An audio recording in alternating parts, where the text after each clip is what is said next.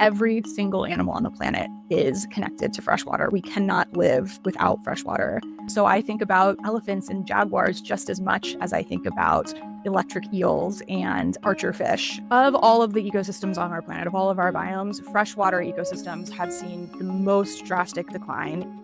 Small, consistent changes in your daily life are going to make a big difference. Each small action, particularly for individuals, does have that ripple effect.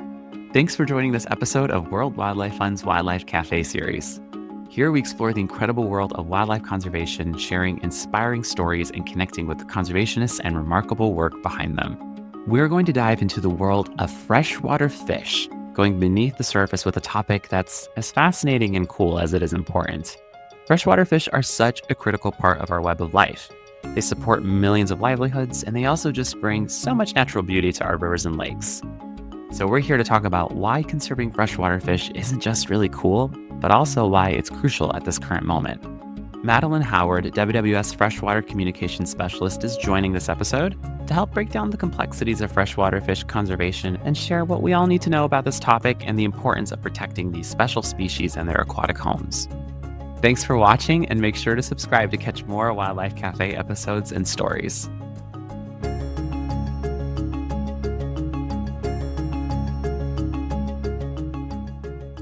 Hey, Madalen, welcome to Wildlife Cafe. Thanks. I'm excited to be here. I'm so happy to have you joining this fishy episode. Anything with fish, I'm sold. So I'm excited to hear all about your mutual love of fish and the cool work that you're doing. Good. Yeah, I can't wait to talk about it. I will probably ramble a little bit too much because I am definitely a fish gal, but I think it'll be a fun time. Awesome. Well, why don't we actually start there then and hear a little bit more about what got you interested and involved in aquatic and fish conservation in the first place? How did that all start?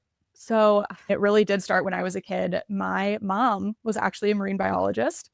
So I grew up listening to her talking about like scuba diving stories. I actually have a photo of her behind me where she was scuba diving back in the 80s. And then I've got myself when I learned to scuba dive in the 2016 era. And so, yeah, it was a lot of just like having this passion connection with my mom about ocean animals and fish in particular. And my dad was also a really big angler. So water has always really been a part of my life. I call myself a water baby. And being able to then progress my career into the ocean sciences was what really solidified my love of fish in general. I studied marine biology, took a bunch of classes in college about fish biology. They're so much cooler than people really give them credit for. They have so many amazing behaviors. They're really intelligent. And yeah, I just fell in love with these sort of underdogs, like the animals that people often don't see or hear about that often. And I actually even remember some of my friends in college made me like a fish birthday cake with Swedish fish all over it. So I've definitely made myself a niche in the world of fish girl. I love that. Kindred spirit here. And then I'll call myself fish boy because when I was growing up, I definitely said, I was like, I want to be a fish when I grow up. Not a very likely career trajectory, but that was an aspiration that I'm still working towards. Floating in the water with not a care in the world really is life goals. Liberating, right? But yeah, it really is. I mean, it's not only is it a great area of work and focus because of just how neat and interesting and cool it is, but also because freshwater ecosystems are really important in maintaining overall ecological health and biodiversity. So could you share a little bit more about that role that they play? Yeah, absolutely. So freshwater ecosystems are really only 1% of our planet. So we obviously are surrounded by water. We see water everywhere, but only 1% of the water on our planet is actually accessible fresh water.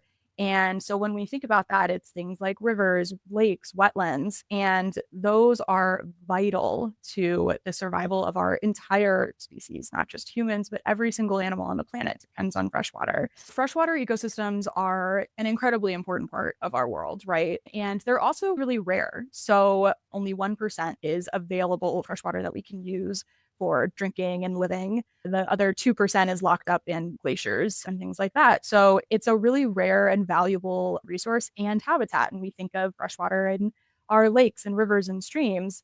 But freshwater ecosystems and habitats are also really important culturally to different communities around the world and recreationally. Anglers are a huge part of why I love freshwater ecosystems. That's where my dad instilled that in me. And it's something that I think we really forget to think about is that freshwater habitats are also beautiful as much as they are important to the health of our environment. I totally agree. Yeah, well, sadly, these freshwater systems, despite the role that they play in our overall planetary health, these ecosystems and the freshwater species that live in them, many of which are freshwater fish, they're considered to be some of the most threatened on Earth, I think, right? Yes. Of all of the ecosystems on our planet, of all of our biomes, freshwater ecosystems have seen the most drastic decline in species populations in the last 50 years, an 85% decline, which is terrifying. That's such a huge drop. And a lot of it, I think, from a sort of personal level, has to just do with this idea that freshwater ecosystems are out of sight, out of mind. They're not something that, unless we're going to them, are an area that we think about all that often, unless we're going to a big lake where we feel like, oh, there's so much water here. How on earth could this be a threatened ecosystem? But when you dive in and you see a bit more of how the water cycle and how the ecosystems are affected on a whole global scale, you start to see that we're really over allocating the amount of water that we use in all of our daily life. Agriculture is a huge way that we use a lot of our water, and it's not the most efficient in our current system. We also disconnect a lot of these systems. So rivers, span hundreds of thousands of miles, and building infrastructure that disconnects them disrupts that balance and the way that fish are able to move up and downstream, how nutrients are able to move up and downstream. So there's a lot of things that are affecting the way that this very delicate balanced ecosystem works. And unfortunately, that means we're seeing a dramatic and really scary decline in the health of freshwater ecosystems. What exactly happens into ecosystems when a freshwater species or fish is lost? And how does that have these ripple effects on communities and others? Yeah, really good question. To answer that, you kind of have to zoom out just a bit because, in general, diverse ecosystems are resilient to stressors. So, when you have lots of different species, lots of genetic diversity in an ecosystem, that means that that place is going to be more resilient to different inputs, different stressors. So, for example, like a disease, if a disease swipes through and you only have one single type of animal or one single type of genetics, then it's much more likely that you're going to see a complete collapse of that ecosystem. When you have lots of different animals, that breeds in a little bit of resilience and a bit of a rebound, essentially. So it's important to have biodiversity in all ecosystems.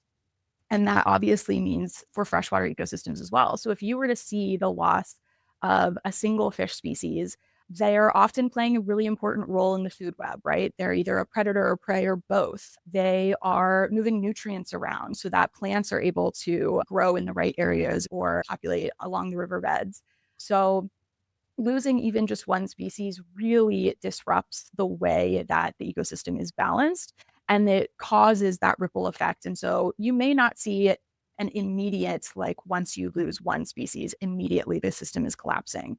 But it does start that domino cascade effect. And eventually, in the worst case scenarios, when you start to see things like 85% decline or further than that, you see dried up riverbeds. You see areas where human communities are no longer able to sustain themselves and people are having to move or migrate.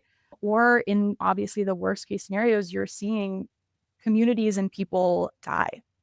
To some of those examples, like you were mentioning, how like this cascading effect, and then there's particular and specific species where that's maybe a little bit more noticeable. Do you have specific examples of some of those species that are at particular risk and why it is such a concern that they're threatened because of that role that they play in the larger freshwater web of life? Yeah, absolutely. It's so hard for me to choose one species when I talk about freshwater ecosystems because in my brain, every single animal on the planet is connected to freshwater, right? We cannot live without freshwater. So I think about elephants and jaguars just as much as I think about electric eels and archer fish. And a fish that I've recently really become interested in because I live in Colorado now is the Rio Grande cutthroat trout. I'm very close to the Rio Grande River. It's an area of work within World Wildlife Fund, and it's a species that has a really big cultural phenomenon around it. Anglers are really interested in the cutthroat trout. It's a native species, so it's been in this area in the Rio Grande Basin for millennia. Um, and it's got some kind of cool behaviors as well. They are somewhat territorial when they're mating. They build nests and they build fake nests so that the other males will basically get tricked so that they don't fertilize the correct eggs. And they're an incredibly important part of that food web that I was mentioning. They're both predator and prey. They migrate, so they're also moving nutrients up and down the river. And back to just the thing that gets me into freshwater ecosystems in general, they're one of the most beautiful fish I've ever seen. They have such gorgeous scale patterns. They're really intelligent, so they're hard for anglers to catch. And yeah, I guess they're the one I'm geeking out on the most right now. Very cool. When were you saying that they're near where you currently live? Have you gotten to see them when you're out and about and communing with So nature? Have you gotten to see them? I wish, but they are definitely, they're not officially threatened. Their populations are declining pretty significantly. And so they are much harder to find in just easy to access areas. They usually tend to live in very high Rocky Mountain streams, in colder water. So you really have to trek to find them. And I've only gotten to see videos and pictures. So never once have I gotten to see one in real life yet, but it's on the bucket list for sure. Oh, it's so cool. Fingers crossed. You were starting to touch actually on a follow-up question that I wanted to ask you. I was going to ask, are they facing specific challenges in their native habitats? If you can share a little bit more too, like where else they might be found currently since their numbers are lower. Yeah, absolutely. So the Rio Grande cutthroat trout, specific to the Rio Grande River, but they're more often found in the Rocky Mountain area, so the northern reaches of the basin. And some of the things that we've seen that have started to harm their livelihood, their population, are the same things that we're seeing that harm all freshwater species. And that's over allocation of water, which really basically leads to water scarcity. So we're seeing essentially people are using too much water and it's drying up riverbeds. That's one of the biggest problems that we're seeing today. So another thing that we see is fragmentation of their habitat, and that can come from infrastructure, whether it's dams or other versions of infrastructure, community building, things like that, that aren't planned out well. So that don't allow for the fish to move back and forth past those dams. Essentially, that leads to sort of this decline overall in their ability to find food and their ability to get to their meeting grounds. And it can also lead to a decrease in that nutrient movement, which can end up down the line reducing the oxygen in the water. And so then it's literally just their habitat isn't quite as habitable as it used to be. So there's a lot of stressors that they're facing.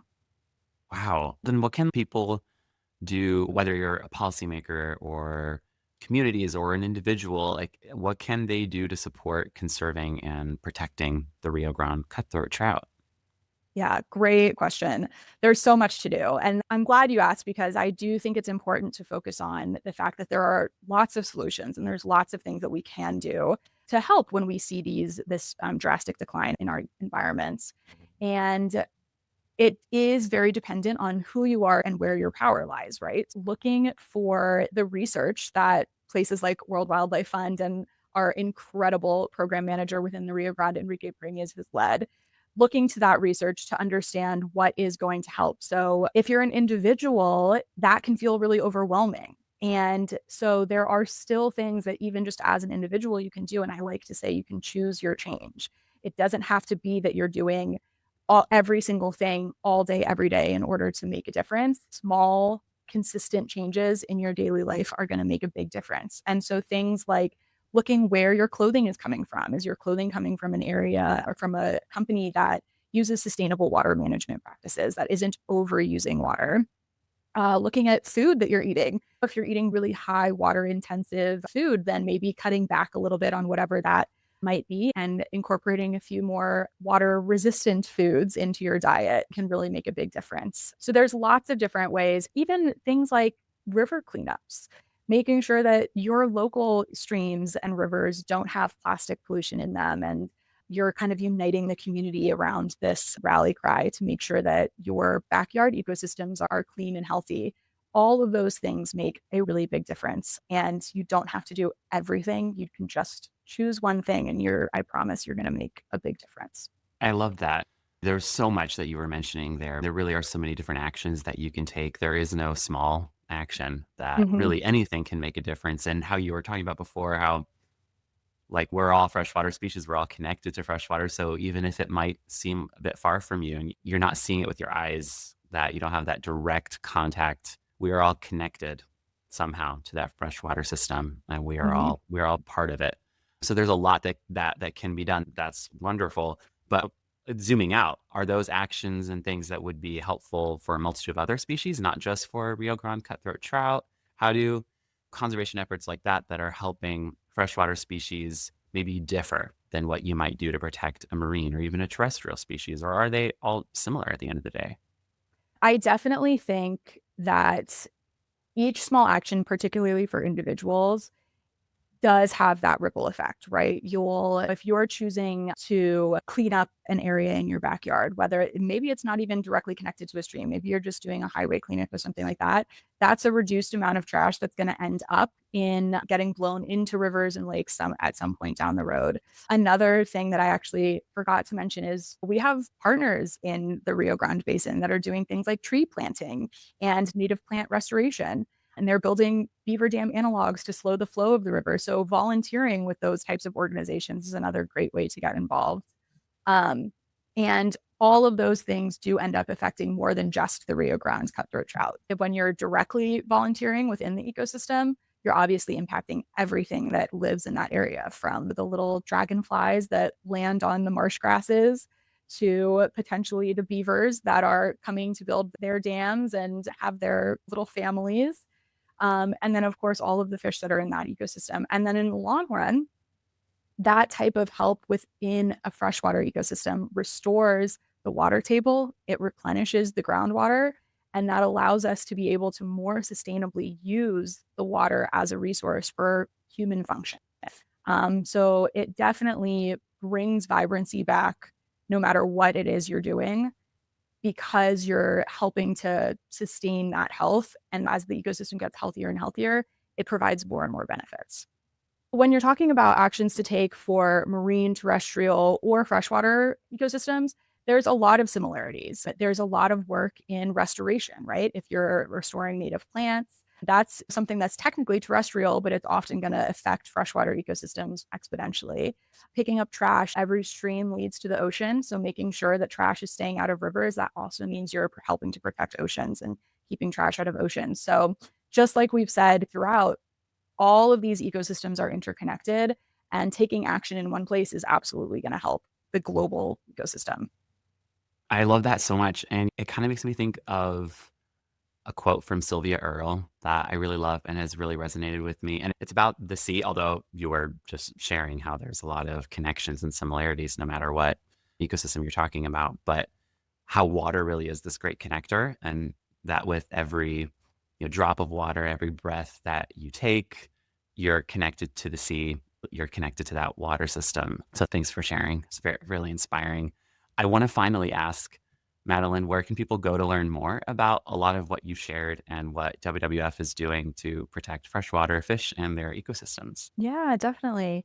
So visit the WWF website and search for freshwater. There's so many different projects that are going on around the world, from the Mekong River to the Pantanal to right here in our backyard in the Rio Grande.